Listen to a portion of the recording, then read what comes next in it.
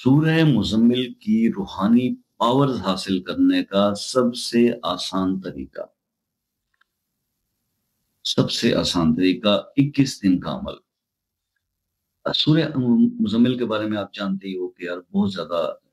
मतलब सबसे ज़्यादा तेज़ी से अगर किसी चीज़ के मौकलात या उसकी रूहानी पावर इंसान के पास आती है तो सूरह मुज़म्मिल शरीफ है, जिसके बाद बुज़ुर्गों ने फरमाया कि 40 के करीब इसके मौकलात होते हैं। तो बहरहाल अगर आप इस पावर को जो है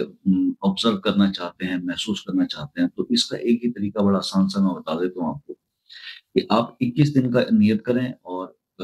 इसकी रूहानी पावर्स हासिल करने की और हर नमाज़ के बाद एक बार सूरह मुज़म्मिल पढ़ लिया करें। 5 दफ़ा ये हो जाएगी दिन में। और अगर इसको नहीं तो इसकी तादाद वैसे किस दिन में बनती है 105। अगर आप 105 के हिसाब से नियत करें तो आप 1 रात में भी करना चाहें तो कर लेते हैं, करने वाले 3 दिन में भी कर लेते हैं, 7